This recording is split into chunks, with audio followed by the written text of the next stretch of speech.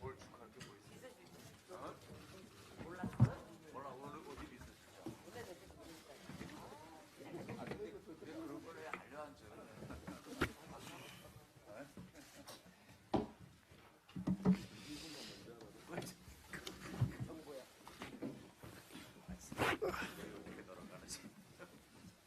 강민규 의원님 오늘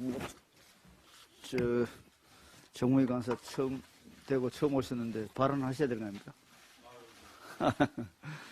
좋습니다. 네, 좋습니다.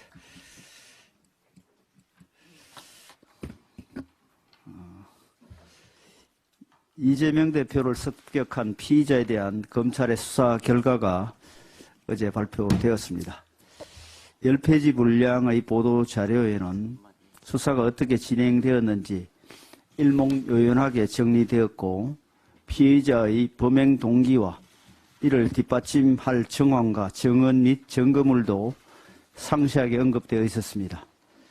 민주당도 이 수사 결과를 제대로 보았다면 피의자의 살인 미수 및 공직선거법 위반 혐의가 그 위중함 그대로 가감 없이 규명되었다는 데 동의할 것입니다.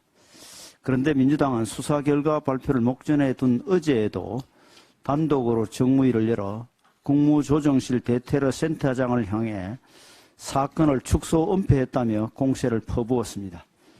민주당 의원들이 공천을 앞두고 서로 충성심을 뽐내기 위해 상임위를 음모론 낭독 대회장으로 만드는 것이 다시 하겠습니다. 민주당 의원들이 공천을 앞두고 서로 충성심을 뽐내기 위해 상임위를 음모론 낭독 대회장으로 만든 것이 22일 정무위 단독 개최, 25일 행안위 단독 개최에 이어 벌써 세 번째입니다. 절차와 관련 규정대로 엄격히 수사를 진행했고 그 결과까지 상세히 국민과 언론에 공개된 마당에 더 이상 상임위를 소집하여 근거 없는 음모론을 반복할 명분은 없습니다. 이재명 대표의 피습은 안타까운 사건이지만 국민들께서는 거기에 민주당이 주장하고 있는 음모론이 있다고는 생각하시지 않습니다. 충성심을 과시하고 극성 지지자들에게 눈도장을 찍는 것은 자유지만 그 과정에 상임위 회의를 남용하고 본연의 업무에 매진해야 할 기관장들을 국회로 불러들이는 것은 이제 삼가해 주시기 바랍니다. 아울러 극한 대립과 상대 진영에 대한 정오가 이번 사태의 원인이 된 만큼 더 이상 갈등과 혐오가 양산되지 않도록 노력하는 것이 정치권이 보여야 할 마땅한 태도입니다. 그런데 지금 민주당은 정오의 산물을 이용해 더 큰 정오를 불러일으키는 방향으로 이재명 대표의 피습 사건을 끌고 가고 있습니다. 근거 없는 피해의식에 사로잡힌 민주당 의원들께서는 음모론으로 대한민국 정치에 눈을 멀게 하고 있는 것은 아닌지 돌아보시길 바랍니다. 1월 임시국회 마지막 본회의까지 이틀이 남았습니다. 민생법안 및 쟁점 법안들을 처리하기 위한 임시국회였지만 현재까지 성적은 좋지 못합니다. 50인 미만 사업장 중대재해처벌법 적용 유예안은 처리가 불발된 채 아직까지 협의가 제대로 되지 않고 있고 선거제 개편안은 본회의 처리는커녕 정식적인 논의도 이루어지지 못했습니다. 진적 거부권이 행사되어 국회로 돌아온 쌍특검법은 여전히 야당에 의해 선거용 정쟁 도구로 활용되며 재표결이 지연되고 있습니다. 우리 방산산업의 명운에 적지 않은 영향을 끼칠 수원법 개정안과 산업은행 부산 이전을 위한 산업법 개정안도 야당의 반대 속에 여전히 계류 중입니다. 지난 주말 국회의장께서는 여야가 선거제 협상을 제대로 진행하고 있지 않는 것은 국민 참정권 제한이라고 지적했습니다. 아울러 중대재해처벌법 개정안에 대해 다음 달 1일까지 조정안을 만들도록 노력해야 하고 쌍특검법도 같은 날 본회의에서 처리될 수 있다고 언급하셨습니다. 우리 국민의힘은 국회의장께서 밝히신 중대재해처벌법 개정안과 쌍특검법의 내달 1일 처리 방침에 깊이 공감합니다. 다음 달 1일 본회의에서 여야가 첨예하게 부딪히고 있는 문제 법안들을 처리해야 남은 21대 임기 동안 밀린 민생 법안 및 쟁점 법안들을 다룰 여유가 생깁니다. 야당 또한 국회의장의 충고와 국민의 바람을 저버리지 말고 진지하고 적극적으로 협상에 응해 주시길 바랍니다. 지난해 우리나라 경제 성장률이 1.4%로 집계되었습니다. 경제 성장률이 잠재 성장률인 2%대에도 미치지 못했을 뿐만 아니라 저성장의 대명사로 일컬어졌던 일본의 경제 성장률보다도 낮아 25년 만에 순위가 뒤집혔습니다. 우리나라와 비교하여 경제 규모가 15배나 큰 세계 최대 경제국 미국이 2.5% 경제 성장률을 달성한 것과 매우 대조적입니다. 고물가, 고금리 압박에도 개인 소비가 활발히 이루어지며 미국 경제가 선순환을 보이고 있는 것입니다. 우리나라 작년에 경제 성장률 1.4%라는 수치는 정부 수립 이후 5.1 쇼크와 외환위기, 글로벌 금융위기, 코로나19 사태 등 외부 충격으로 부진했던 시기를 빼면 가장 낮은 수준입니다. 그만큼 우리 경제의 체질이 약해질 대로 약해졌다고 말할 수 있겠습니다. 더욱 심각한 것은 앞으로의 전망입니다. 국내 예측기관들은 1에서 2%대의 저성장이 고착화될 수 있다는 우려도 내놓고 있습니다. 이대로라면 올해 우리의 잠재 성장률이 1.7%대로 하락해 미국의 잠재 성장률 1.9%에 역전당할 것이라는 OECD의 암울한 전망이 현실화될 우려도 있습니다. 저출생 고령화로 인해 경제 활동 인구가 빠르게 줄어들고 있는 상황에서 성장의 불씨를 되살려내지 않으면 안 됩니다. 성장 잠재력을 키우기 위해서는 규제를 혁파하고 연구개발 지원을 강화하면서 경제 체질을 개선해 나가야 합니다. 주력 산업의 경쟁력을 키우고 첨단 산업을 육성해 성장의 동력을 확보해야 합니다. 현재 국회에 계류된 경제, 민생 법안 처리를 서둘러 우리 경제가 다시 활력을 되찾고 되살아날 수 있도록 활력의 불씨를 지펴야 할 것입니다. 4월 총선 일정을 감안한다면 시간이 얼마 남지 않았습니다. 모레 2월 1일 본회의는 민생 입법의 마지막 골든타임이라 할 수 있습니다.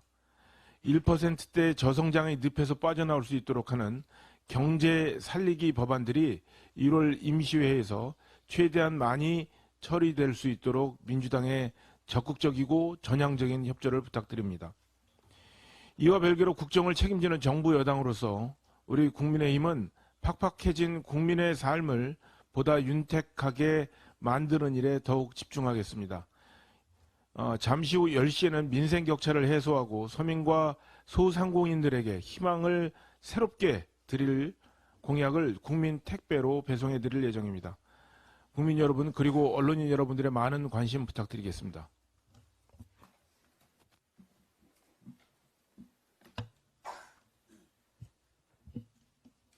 어제부터 22대 총선 후보자 추천 신청 접수를 시작했습니다. 이제 정말로 국민의 시간이 다가왔습니다. 공천을 위한 하나의 기준은 국민의 눈높이입니다. 그런데 더불어민주당은 국민 참여 공천을 하겠다면서 공천의 제1 기준이 부패 근절이라고 했습니다. 이를 믿는 국민은 어느 누구도 없을 것입니다. 당 대표만 교묘하게 비껴가는 컷오프 기준을 적용할 것이고 범죄 혐의자들에게 면죄부를 주는 무죄 추정의 원칙을 지켜갈 것이기 때문입니다. 국민의힘은 국회의원의 특권을 내려놓고 당당하게 국민의 선택을 받겠습니다. 사심은 없고 오로지 국민만 있는 공천을 하겠습니다. 국민 여러분들께서 누가 어느 정당이 진정 국민의 뜻을 받드는지, 그리고 정치 개혁에 앞장서는지 그 기준을 가지고 표로 심판해 주시기 바랍니다. 정의당이 22대 총선 비례대표 2년 순환제를 도입하겠다고 발표했습니다. 사실상 국회의원 한 석을 2명씩 나눠 먹겠다는 것입니다. 정의당은 그간 진보 정당을 자처하면서 온갖 것에다 다 정치개혁이라는 이름표를 붙였습니다. 지난 총선에서도 준연동형 비례대표제에 대해서 정치개혁이라는 포장을 했지만 국민들의 불신만 불러왔습니다. 여기에다가 비례대표 1석을 2명씩 나눠 먹게 한다면 그 불신에 기름을 붓는 일이 될 것입니다. 진보정당 주변에 있는 분들에게 국회의원이라고 하는 것이 자신들의 훈장이 될지 모르겠지만 국민들에게는 진보 인사들의 밥그릇 챙기기로 보여질 것입니다. 이렇게 자신들의 밥그릇 챙기기에 분주할 것이 아니라 진정 선거 제도를 어떻게 해야 할지, 비례대표제를 어떻게 바꿔야 할지에 대해서 진지하게 고민해 주시기 바랍니다. 발언 또 기재위 간사님. 예, 기재위 간사 유성글 의원입니다. 오늘은 우리 기업의 지속 가능한 성장 발전과 또 국내 이탈을 막기 위해서 상속세 개편이 시급하다는 취지의 말씀을 드리겠습니다.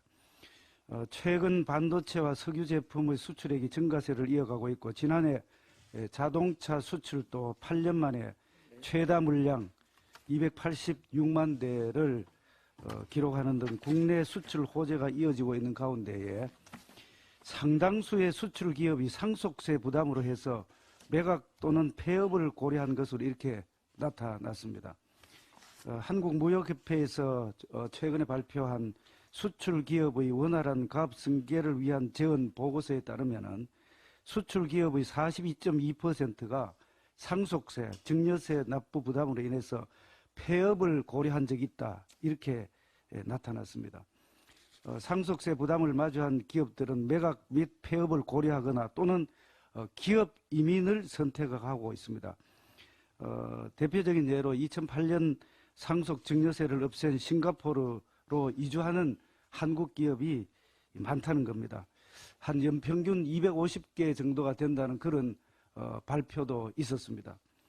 다행히 지난 12월에 우리 상속증여세법을 개정해서 가압승계 증여세 과세 특례 내용을 담았습니다. 그러나 아직 우리 기업의 경영 환경 개선을 하기에는 충분하지 않다는 의견들이 많습니다.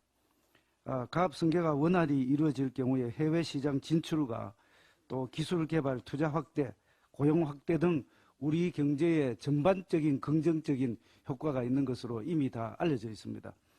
수출이 회복세를 보이기 시작하는 지금 우리 국민의힘은 조세 정책이 우리 경제의 발목을 잡지 않고 우리 기업의 글로벌 경쟁력을 강화할 수 있도록 지속적으로 기업 친화적 세제 개편을 추진하겠다는 말씀을 드립니다. 이상입니다.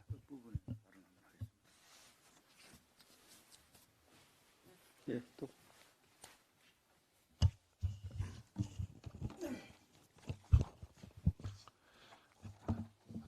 더불어민주당이 국민을 대상으로 공천에서 가장 중요한 기준이 무엇인지를 묻는 설문조사를 해봤더니 1위가 부패 근절로 나타났다고 합니다. 대장동 개발 비리 등 각종 부정부패 의혹으로 재판을 받고 있는 이재명 당대표를 보유하고 있는 더불어민주당 공관위의 발표 내용이라는 점에서 많은 국민들께서 의아해 하셨을 것입니다. 또 국민들께서는 그러면 이제 이재명 당대표가 공관위에서 컷오프 되는 것인가, 이 여부를 지켜보고 계실 것입니다. 더불어민주당 대선 경선 과정에서 이낙연 후보 측이 제기한 비리 의혹으로 이재명 대표는 당시 대선에서 패배하였습니다. 그럼에도 불구하고 더불어민주당의 리스크가 계속되는 것은 이재명 대표가 더불어민주당 자체를 자신의 방탄수단으로 삼았기 때문임을 모르시는 국민은 없으실 것입니다. 어제 더불어민주당 공관위의 발표는 그렇기 때문에 국민들께서 이재명 당대표의 비리 의혹을 더불어민주당 공관위가 어떻게 처리할지 지켜보겠다고 선포하신 것과 다름이 없습니다. 국민들께서는 사법 리스크 방탄을 위해 정치적 도의도 무시한 채 대선 패배 직후 당대표가 되었고 이후에 또 셀프 공천으로 국회의원까지 된 이재명 대표가 다시 한 번 더 셀프 공천할 것인지 더불어민주당 공관위에 묻고 계신 것입니다. 이러한 국민의 질문에 더불어민주당 공관위가 어떤 대답을 할지 매우 궁금합니다. 국민들과 함께 더불어민주당의 선택을 지켜보겠습니다.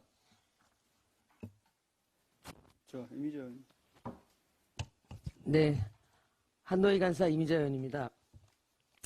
저는 지역활동 중에 50인 미만 사업장 대표자들 즉 중소영세 사업장 대표님들이 간담회를 요청해 와서 몇 차례 간담회를 했습니다.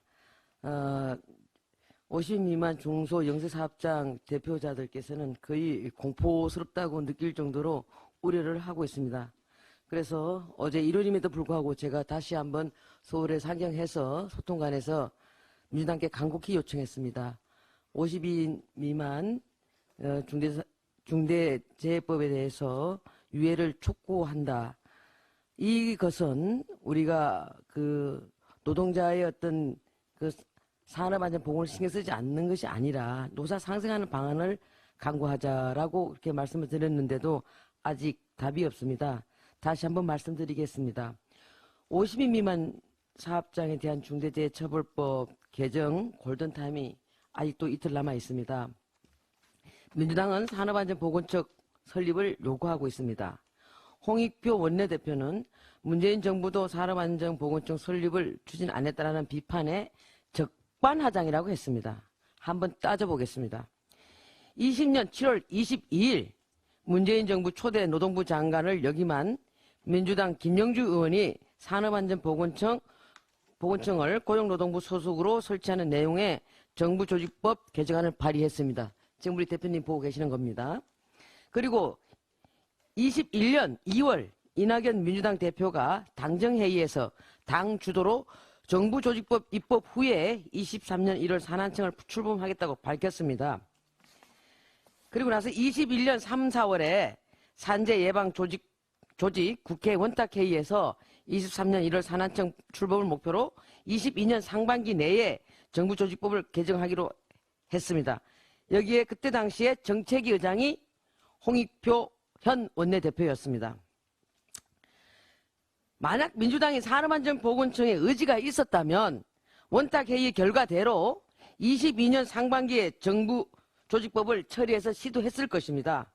그러나 행안위 법안소위에서 20년 11월 7일 법안소에서 딱 한 차례 보고하고 더 이상 진행하지 않았습니다. 왜 그랬습니까? 홍익표 원내대표님께 묻겠습니다. 만약 산하청 신설의 의지가 있었다면 22년 상반기 이후에 즉 문재인 정부에서 얼마든지 논의할 수 있었지 않았습니까? 그러나 안 했습니다. 민주당은 자신들이 하기로 한 정부 조직 신설은 자신들 정부 때에는 그들도 보지 않다가 이제 와서 적반하장이라고 하면서 우리 여당을 몰아붙이고 있습니다. 도대체 제정신이십니까? 예산 문제야말로 또 완전 적반하장입니다.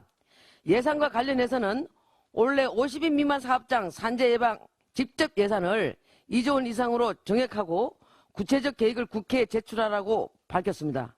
아니 고용노동부 우리 예산심의 때는 여기에 대해서 일제 말이 없었습니다. 민주당. 정말 아직 2월 1일까지 이틀이라는 골든타임이 남아 있습니다. 민주당 의원님 여러분 현장에 답이 있습니다. 현장에 가서 현장의 목소리 좀 경청하십시오. 김진표 국회의장님도 2월 1일 본회의까지 조정안을 만들 수 있도록 최선을 다하겠다고 하셨으니 민주당에게 재차 요구합니다.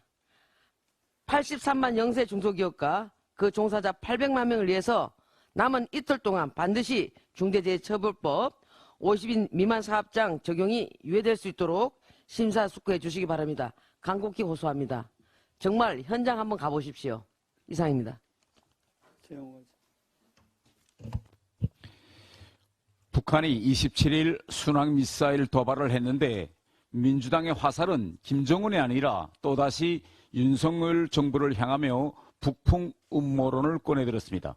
더러운 평화가 전쟁보다 낫다는 생각을 항상 가지고 있는 이재명 대표는 어제 민주당 최고위원회 회의에서 안보와 국민의 생명을 정권에 활용하겠다는 그런 못된 생각을 가지고 있는 것 아닌가라고 했고, 홍익표 원내대표도 북한의 충돌을 막을 최소한의 안전장치인 9.19 군사합의가 파기되면서 북한의 도발과 분쟁 가능성이 높아졌다며 북한이 도발해 윤석열 정부 책임론을 거론했습니다. 민주당의 북풍 음모론이 하루 이틀은 아니지만 요즘 더 적극적인 것은 해외 일부 전문가들이 북한의 오래 전쟁 불사 가능성을 언급한 것을 더 자주 근거로 들고 있는 것입니다. 그런데 이번에 그와 반대되는 전문가들의 의견이 나왔습니다. 시드니 사일러 전 백악관 국가안보회의 한반도 국장은 북한군 태세 자체에 특이한 사항이 없는데 이게 중요하다며 전쟁 정냐라는 발언은 과장으로 여겨진다고 평가했습니다. 로버트 피터슨 헤리티지 재단 연구원 역시 북한에서 나오는 매우 공격적이고 폭력적인 언사는 5년 전이나 20년 전이나 25년 전이나 달라진 게 별로 없다며 전쟁 임박설에 선을 그었습니다. 지금 김정은은 대외적으로 미사일 도발 횟수를 늘리면서 당장 전쟁을 일으킬 것처럼 위기를 조성하고 있으나 실제 북한의 내부 상황은 농사 준비에 바쁘고 휴전선 일대 군부대들이 지방 공장 건설장으로 이동 중에 있습니다. 만일 진짜 당장 전쟁을 일으키려 한다면 평양에서 주민들이 100m 깊이의 지하철로 대피하는 대피 훈련도 진행하고 저녁마다 야간 공습 훈련도 해야겠는데 통상 진행하던 예비역 동기 훈련도 진행하지 않고 있습니다. 2010년 연평도 포격 때 전 세계가 연평도에서 싸움이 일어났다고 떠들었으나 당시 저는 평양에 있으면서 며칠 동안 연평도에서 싸움이 일어난지도 몰랐습니다. 2013년 김정은은 북한이 전쟁을 일으킬 것처럼 보이게 하려고 평양 주재 외국 대사관들의 당장 전쟁이 일어나니 본국으로 빨리 철수할 것을 요구했으나 오히려 서방 대사관들은 철수 요구를 단칼에 거절했습니다. 외부에서 전쟁 임박설을 떠드는 것과는 달리 현지에서 평양 시민들의 동선을 보니 허세라는 것이 명백했기 때문입니다. 만일 북한이 올해의 전쟁을 일으킬 준비를 하고 있다면 포탄과 미사일을 실은 수백 개의 컨테이너를 실은 배를 사흘에 한 번을 꼴로 러시아에 보내지 않을 것입니다. 북한이 총선용 군사적 도발에 속아 전쟁 위기설을 퍼뜨려 국민을 불안하게 만드는 것이야말로 김정은의 의도에 넘어가는 것입니다. 진정한 전쟁 방지와 예방은 북한의 전쟁을 일으킬 엄두를 내지 못하게 철저한 대비를 하는 것이지 전쟁 위기설을 퍼뜨려 국민을 불안하게 하는 것이 아닙니다. 민주당은 총선을 앞둔 북풍 음모론 재탕, 삼탕을 부디 그만하시기를 바랍니다. 예, 지난 1월 29일 그저께죠. 문재인 정권 때 임명된 송두환 국가인권위원장이 이태원 특별법 통과 환영과 조속한 공포를 희망한다고 밝혔습니다. 김정은 정권 아래 점점 더 열악해지는 참혹한 북한 인권에 대해서는 나몰라라 하면서 한마디도 못하면서 국론 분열에 앞장서는 모습에 참 기가 찰 노릇입니다. 합의 절차를 무시하고 야당이 일방적으로 통과시킨 이태원 특별법은 우리 국민의 안타까운 죽음마저 정정하려는 악랄한 시도에 불과합니다. 국민의힘은 유가족과 피해자의 실효적 지원을 강조했지만 무소불위의 다수 야당은 야당의 홍위병 노릇을 할 무소불위의 특조위 신설을 밀어붙였습니다. 사고 이후 야당 주도로 55일간 국정조사를 진행했지 않습니까? 500여 명 인력의 관련 조사와 수사에 투입돼 관련자들이 재판 중에 있습니다. 그런데 뭡니까? 11명 중 7명을 야당 추천으로 특조위를 구성해서 또 조사하자고 합니다. 또 중복하고 또 예산 낭비하자는 겁니까? 도대체 뭐 하자는 겁니까? 그동안 조사를 거치고 또 행안부 장관을 해임했지 않습니까? 그것도 부족해서 탄핵까지 시켰습니다.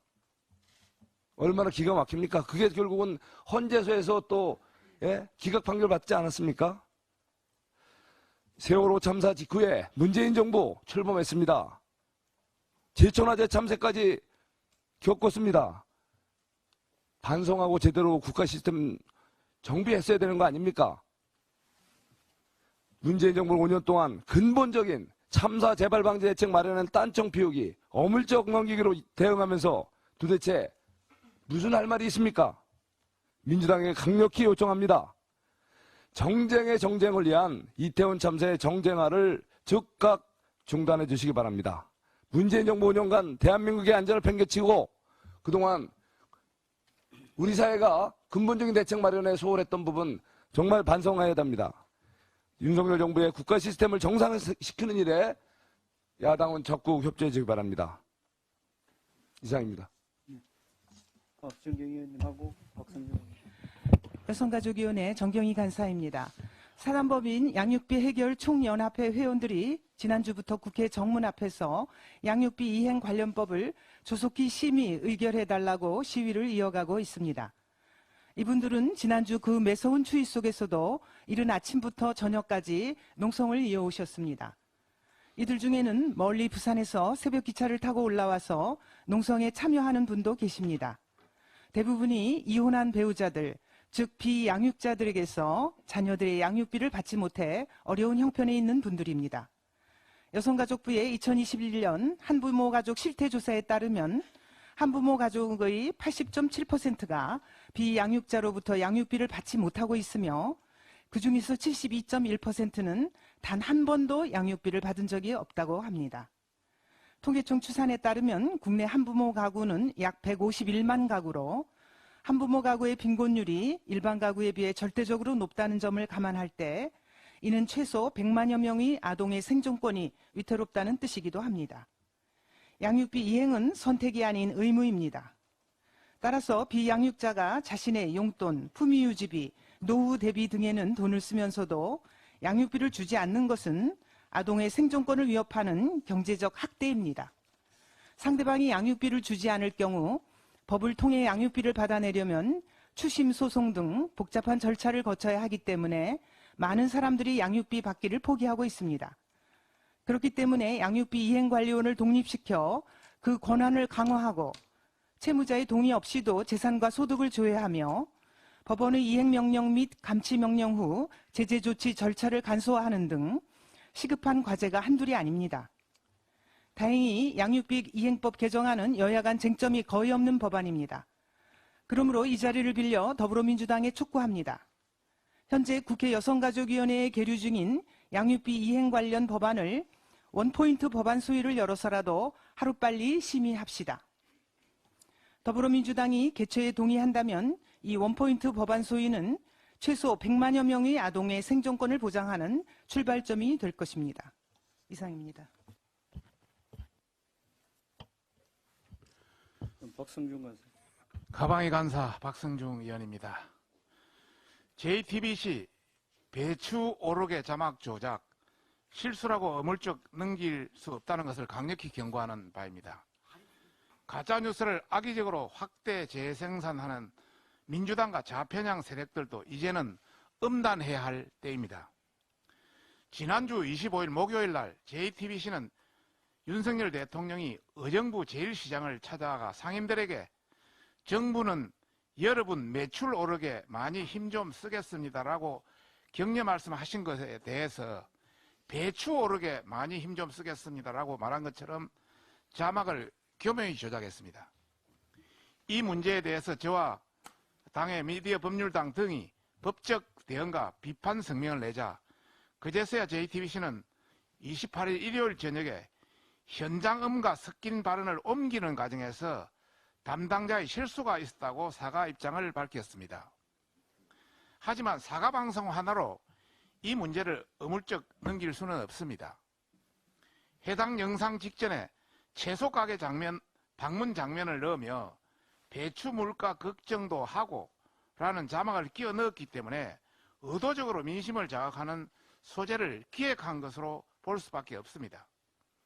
또한 JTB가 이 영상을 올린 25일 이후 28일까지 약 3일간 아무런 입장을 밝히지 않고 있다가 온라인에 허위 사실이 일파만파 퍼지는 것을 보고 나서야 단순 담당자의 실수라고 사과 방송을 했다는 점도 주목해야 합니다. JTBC는 지난 대선에서도 뉴스타파의 윤커피 신앙님 녹취록 공작 보도를 그대로 인용해서 여론에 영향을 미쳤기 때문에 이 같은 조작에 대해서 절대 관용을 베풀어서는 안 됩니다. 특히 이러한 선거 조작은 메이저 언론이 1차적으로 가짜뉴스를 기획하고 2차로 민주당과 좌편향 오피니언이 가담하고 3차로 페이스북, 유튜브, 각종 커뮤니티 등의 조작 정보를 확대 재생산하는 전형적인 좌파 세력들의 치고 빠지기 전략입니다.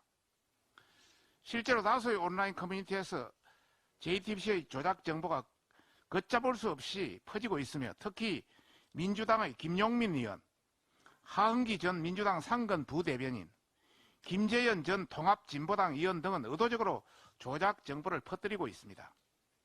이런 허위 왜곡 정보를 악용한 선거 조작 행위는 JTBC뿐만 아니라 자막 조작을 자행하는 노영방송 MBC, 대선 공작을 저지른 뉴스타파, 민노총 기관지 미디어오늘 등이 취재보도 준칙을 무시한 채 민주당과 민노총 언론노조의 홍보팀 역할을 하고 있는 것에서 비롯되고 있습니다.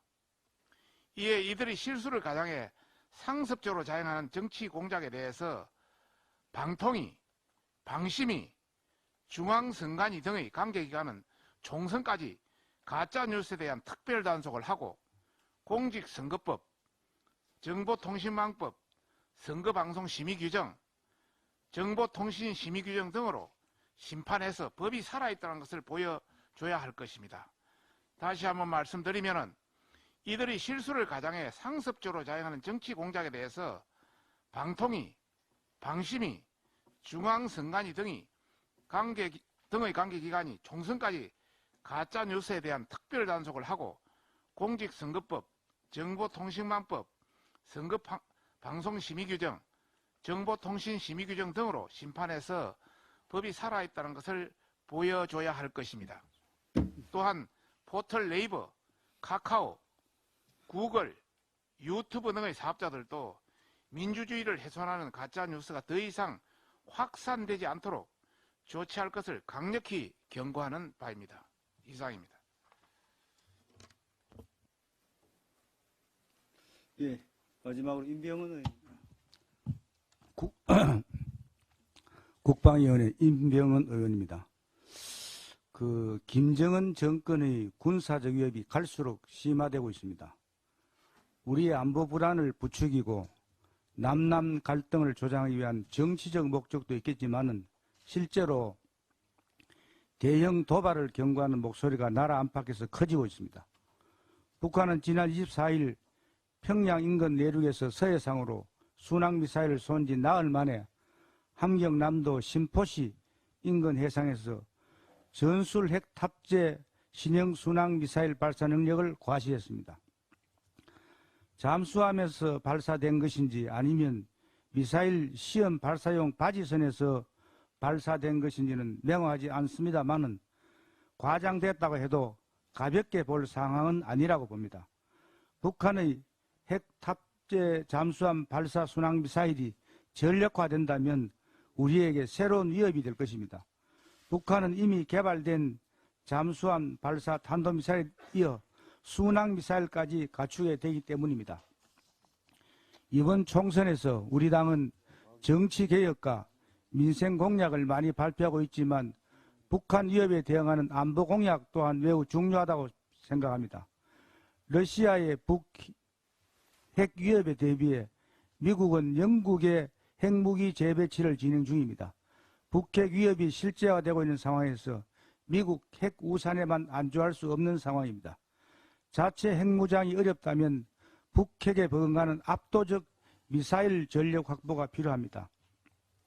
킬체인, KAMD, KMPR 모두에 쓰이는 미사일은 1만 발까지 양산하는데 필요한 예산은 약 20조 원입니다. 최단 기간에 이를 충족시켜주는 방안을 우리 당이 국민 앞에 약속하며 대북 안보 태세를 확고히 하려는 우리 정부의 강력한 의지를 보여줄 필요가 있을 것입니다. 감사합니다.